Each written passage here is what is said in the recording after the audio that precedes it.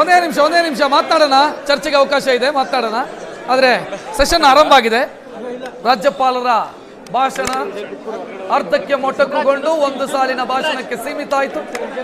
Governor ಹೊರಟರು, ಸಿದ್ದರಾಮಯ್ಯ ಬೀಳ್ಕೊಡ್ತಾ ಇರುವಂತ ದೃಶ್ಯ ಇದು.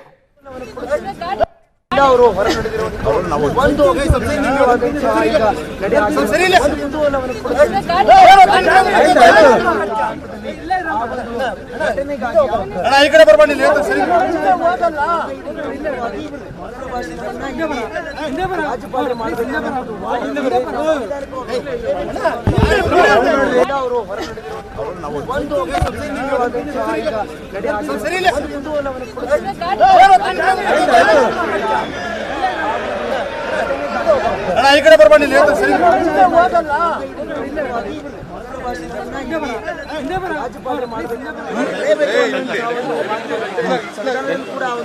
ಹಾಗಾಗಿ ರಾಜ್ಯಪಾಲರು ಒಂದು ಅಧಿವೇಶನಕ್ಕೆ ಭಾಷಣ ಕೂಡ ಆದ್ರೆ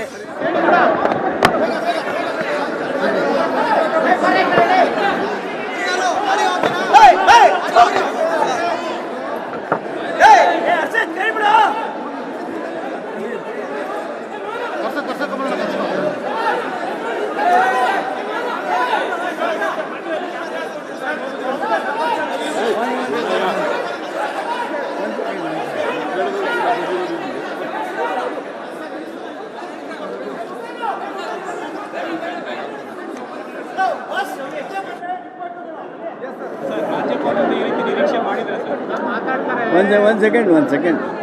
Allah, let your friends get settled.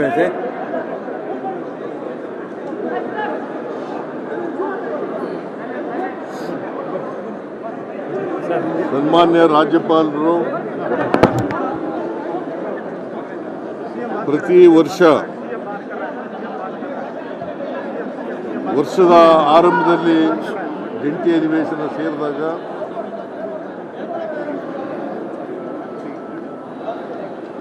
ಮತ್ತು ಹೊಸ ಸರ್ಕಾರ ಬಂದಾಗ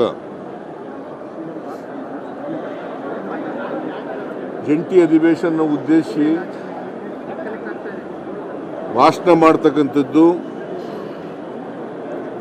ಸಂವಿಧಾನದ ರೀತಿಯ ರಾಜ್ಯಪಾಲರ ಕರ್ತವ್ಯ. ಆರ್ಟಿಕಲ್ 176, 163 ಬಹಳ ಸ್ಪಷ್ಟವಾಗಿ ಹೇಳ್ತದೆ, ರಾಜ್ಯಪಾಲರು ಅವರು ತಯಾರು ಮಾಡಿದಂಥ ಭಾಷಣವನ್ನು ಓದಾಗಿಲ್ಲ. ಕ್ಯಾಬಿನೆಟ್ ಏನು ಪ್ರಿಪೇರ್ ಮಾಡಿಕೊಡ್ತದೆ, ಸರ್ಕಾರದ ಸಚಿವ ಸಂಪುಟ ಏನು ತಯಾರು ಮಾಡ್ತದೆ ಭಾಷಣ, ಆ ಭಾಷಣವನ್ನು ಓದಲೇಬೇಕು.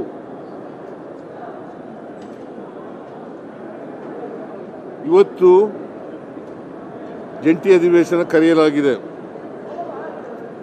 ಯಾಕಂದರೆ ಇದು ಮೊದಲನೇ ದಿವಸ ಅಧಿವೇಶನ ಮತ್ತು ಮೊದಲನೇ ಜಂಟಿ ಅಧಿವೇಶನ. ಜೊತೆಗೆ ವಿಶೇಷ ಅಧಿವೇಶನವನ್ನು ಕೂಡ ಕರೆದಿದೆ. ಕಾರಣ ಯಾಕಪ್ಪ ಅಂತಂದರೆ, ಮಹಾತ್ಮ ಗಾಂಧಿ ಉದ್ಯೋಗ ಭರವಸೆ ಯೋಜನೆ ಅದನ್ನು ರದ್ದು ಮಾಡಿ,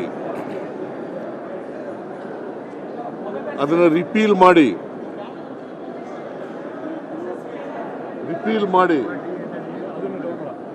ವಿ.ಬಿ.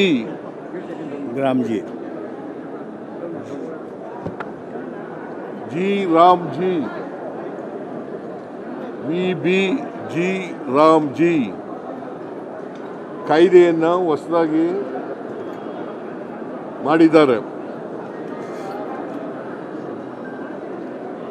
ನಮ್ಮ ಸರ್ಕಾರದ ತೀವ್ರ ವಿರೋಧ ಇದೆ. ಒಂದು, ಮಹಾತ್ಮ ಗಾಂಧೀಜಿಯವರ ಹೆಸರನ್ನು ತೆಗೆದುಹಾಕಿರ್ತಕ್ಕಂಥದ್ದು. ಎರಡನೇದು, 20 ವರ್ಷಗಳ ಹಿಂದೆ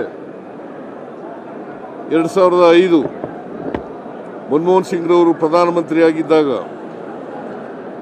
ಅವರು ಡೈರೆಕ್ಟಿವ್ ಪ್ರಿನ್ಸಿಪಲ್ಸ್ನಲ್ಲಿರ್ತಕ್ಕಂಥ ಸಂವಿಧಾನದ ನಿರ್ದೇಶನಗಳಲ್ಲಿರ್ತಕ್ಕಂಥ right to work, right to food, right to education, right to information ಈ ಕಾಯ್ದೆಗಳನ್ನು ತಂದಿದ್ರು. ಉದ್ದೇಶ ರೈಟ್ ಟು ವರ್ಕ್ ಕಾಯ್ದೆ ತಂದದ್ದು ಉದ್ದೇಶ ಏನಪ್ಪ ಅಂತಂದರೆ, ಹಳ್ಳಿಗಾಡಿನಲ್ಲಿರ್ತಕ್ಕಂಥ ಬಡ ಕಾರ್ಮಿಕರಿಗೆ ವರ್ಷದಲ್ಲಿ 100 ದಿನಗಳ ಕಾಲ, ಕನಿಷ್ಠ 100 ದಿನಗಳ ಕಾಲ ಉದ್ಯೋಗವನ್ನು ಕೊಡಬೇಕು ಅಂತಕ್ಕಂಥ ಉದ್ದೇಶದಿಂದ ಇದರಲ್ಲಿ ದಲಿತರು, ಕಾರ್ಮಿಕರು ಮತ್ತು ಮಹಿಳೆಯರು, ಸಣ್ಣ ರೈತರು ಇದರಲ್ಲಿದ್ದಾರೆ. ಈ ಉದ್ಯೋಗ ಪಡ್ಕೊಳ್ತಕ್ಕಂಥ ಕ್ಯಾಟಗರೀಸ್ನಲ್ಲಿ ಇವರೆಲ್ಲರೂ ಕೂಡ ಇರ್ತಕ್ಕಂಥ ಇದು ವಿಶೇಷವಾಗಿ 53% ಮಹಿಳೆಯರಿದ್ದಾರೆ, 28% ದಲಿತರಿದ್ದಾರೆ. ಇವ್ರಿಗೆ ಉದ್ಯೋಗ ಕೊಡ್ತೀವಿ ಅಂತಕ್ಕಂಥ ಖಾತ್ರಿ ಇಲ್ಲ. ಅವರು ಕೇಳಿದ ಜಾಗದಲ್ಲಿ, ಅವ್ರ ಊರಿನಲ್ಲೇ ಅಥವಾ ಅವ್ರ ಜಮೀನುಗಳಲ್ಲೇ, ಸಣ್ಣ ರೈತರಾದರೆ ಅವ್ರ ಜಮೀನುಗಳಲ್ಲೇ ಅವರು ಕೆಲಸ ಮಾಡ್ಬೋದಾಗಿತ್ತು. ಇದನ್ನು ರದ್ದು ಮಾಡಿದ್ದಾರೆ.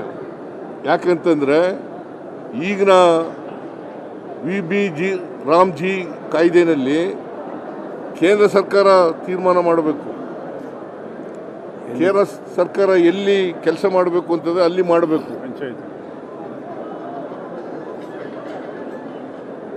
ಅವರು ತೀರ್ಮಾನ ಮಾಡ್ತಾರೆ ಎಲ್ಲಿ ಕೆಲಸ ಮಾಡಬೇಕು ಅನ್ನೋದನ್ನು ತೀರ್ಮಾನ ಮಾಡ್ತಾರೆ. ಆಮೇಲೆ 365 ದಿನಗಳು ಯಾವಾಗ ಕೆಲಸ ಕೇಳಿದ್ರು ಕೊಡಬಹುದಾಗಿತ್ತು, ಯಾವಾಗ ಕೆಲಸ ಕೇಳಿದ್ರು ಕೂಡ ಕೊಡಬೇಕಾಗಿತ್ತು.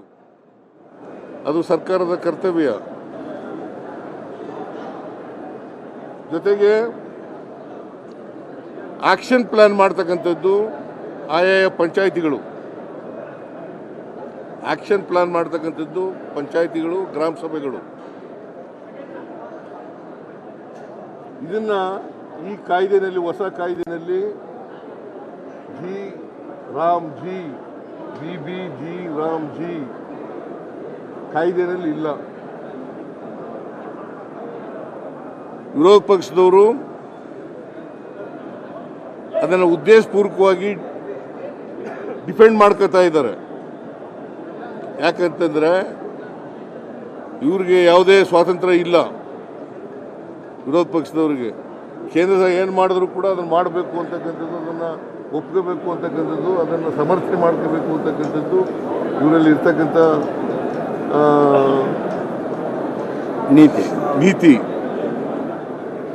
ನೀತಿ. ಅದರಿಂದ ನಾವು ಅದನ್ನು ವಿರೋಧ ಮಾಡಿದ್ದೀವಿ. ಅದನ್ನು ಕ್ಯಾಬಿನೆಟ್ಟು ರಾಜ್ಯಪಾಲರ ಭಾಷಣದಲ್ಲಿ ಸೇರಿಸಿತ್ತು. MNRG ಮರುಸ್ಥಾಪನೆ ಮಾಡಬೇಕು ಅಂತ ನಮ್ಮ ಉದ್ದೇಶ ಏನಪ್ಪ ಅಂತಂದರೆ, ಅದರಲ್ಲಿ ಮನ್ರೇಗಾದಲ್ಲಿ ಉದ್ದೇಶ ಏನಪ್ಪ ಅಂತಂದರೆ ಮನ್ರೇಗವನ್ನು ಮರುಸ್ಥಾಪನೆ ಮಾಡಬೇಕು. ಈಗ ತಂದಿರತಕ್ಕಂಥ ಹೊಸ ಕಾಯ್ದೆಯನ್ನು ರದ್ದು ಮಾಡಬೇಕು.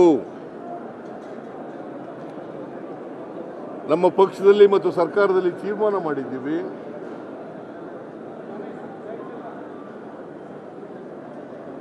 ಮನ್ರೇಗವನ್ನು ಮತ್ತೆ ಪುನರ್ಸ್ಥಾಪನೆ ಮಾಡೋವರೆಗೆ ಹೋರಾಟ ನಿರಂತರವಾಗಿ ನಡೀತದೆ. ಯಾವ ಮಾದರಿನಲ್ಲಿ ಅಂತಂದರೆ, ರೈತ ವಿರೋಧಿ ಕಾಯ್ದೆಗಳನ್ನು ತಂದಿದ್ರಲ್ಲ, ಅವುಗಳನ್ನು ವಾಪಸ್ ತಗೊಂಡ್ರಲ್ಲ, ಅಲ್ಲಿವರೆಗೂ ಕೂಡ ನಾವು ಹೋರಾಟವನ್ನು ಮುಂದುವರಿಸ್ತಕ್ಕಂಥ ಕೆಲಸವನ್ನು ಮಾಡ್ತೀವಿ. ಆದರೆ ರಾಜ್ಯಪಾಲರು ಕ್ಯಾಬಿನೆಟ್ ತಯಾರು ಮಾಡಿದಂಥ ಭಾಷಣವನ್ನು ಓದ್ದೇನೆ, ಅವರೇ ತಯಾರು ಮಾಡಿದಂಥ ಒಂದು ಪ್ಯಾರಾ ಭಾಷಣವನ್ನು ಓದಿ ಸಂವಿಧಾನ ಸಂವಿಧಾನದ ವಿಧಿಗಳಿಗೆ ವಿರೋಧ ಮಾಡಿದ್ದಾರೆ, ಉಲ್ಲಂಘನೆ ಮಾಡಿದ್ದಾರೆ. 76, 163 ಇಟ್ಸ್ ವೆರಿ ವೆರಿ ಕ್ಲಿಯರ್. ಈ ಶಲ್ ರಾಜ್ಯ ERC shall read the speech prepared by the cabinet of the government.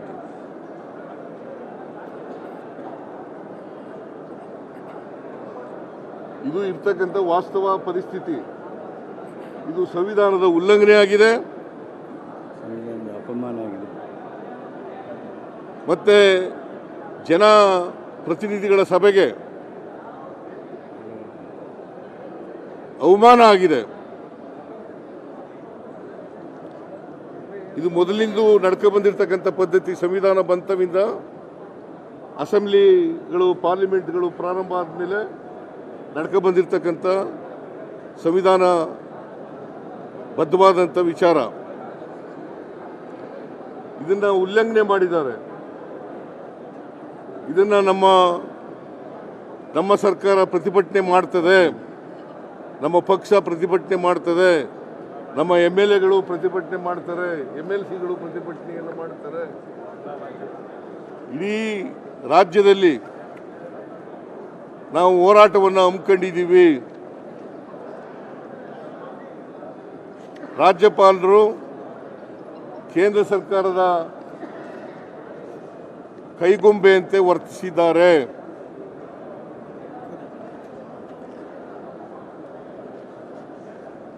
ಕೇಂದ್ರ ಸರ್ಕಾರ ಅವರ ಮಾಡಿರ್ತಕ್ಕಂಥ ತಪ್ಪನ್ನು ಮುಚ್ಚಿಕೊಳ್ಳಲಿಕ್ಕೋಸ್ಕರ ರಾಜ್ಯಪಾಲರ ಕೈಲಿ ಬೇರೆ ಭಾಷಣವನ್ನು ಓದಿಸಿದ್ದಾರೆ. ಇದು ಸಂವಿಧಾನ ಬಾಹಿರ, ಸಂವಿಧಾನದ ಉಲ್ಲಂಘನೆ. ಅವರ ಕರ್ತವ್ಯವನ್ನು ಪಾಲನೆ ಮಾಡಿಲ್ಲ, ಅವರ ಜವಾಬ್ದಾರಿಯನ್ನು ಪಾಲನೆ ಮಾಡಿಲ್ಲ.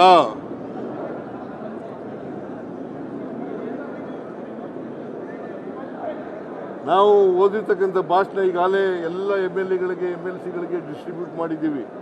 ನಾವು ತಯಾರು ಮಾಡಿದಂಥ ಭಾಷಣ, ಸರ್ಕಾರ ಕ್ಯಾಬಿನೆಟ್ ತಯಾರು ಮಾಡಿದಂಥ ಭಾಷಣನ ಎಲ್ಲ MLAಗಳಿಗೆ, MLCಗಳಿಗೆ ಡಿಸ್ಟ್ರಿಬ್ಯೂಟ್ ಮಾಡಿದ್ದೀವಿ. ಅದು ನಾನು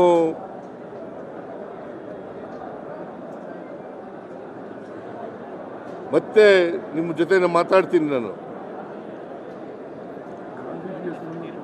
ಗಾಂಧೀಜಿ ಹೆಸರನ್ನು ಕೂಡ ತೆಗೆದುಬಿಟ್ಟಿದ್ದಾರೆ.